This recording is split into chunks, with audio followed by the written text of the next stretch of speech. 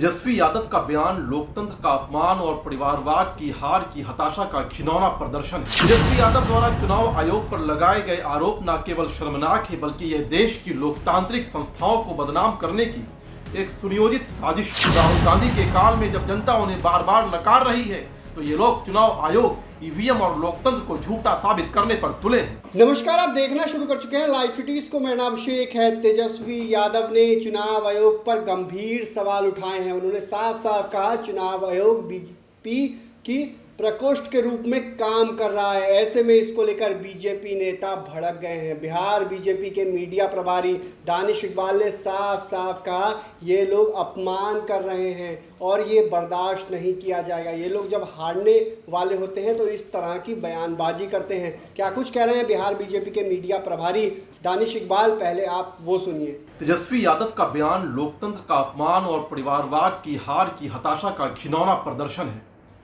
तेजस्वी यादव द्वारा चुनाव आयोग पर लगाए गए आरोप न केवल शर्मनाक है बल्कि यह देश की लोकतांत्रिक संस्थाओं को बदनाम करने की एक सुनियोजित साजिश है।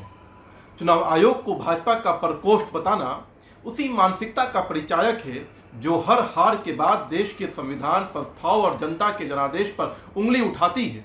ये मानसिकता नई नहीं है।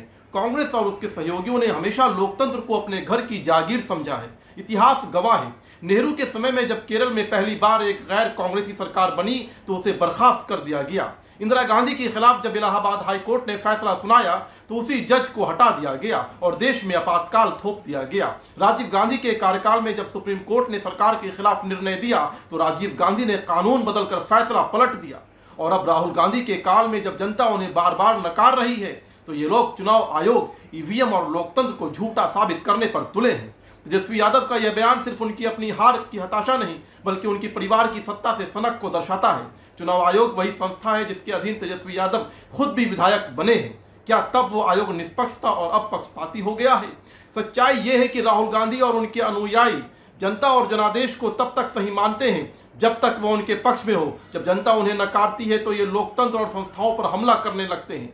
देश की जनता अब सब जान चुकी है ये लोग लोकतंत्र नहीं वंशवाद की रक्षा के लिए लड़ रहे हैं, लेकिन अब ना जनता गुमराह होगी और ना लोकतंत्र झुकेगा।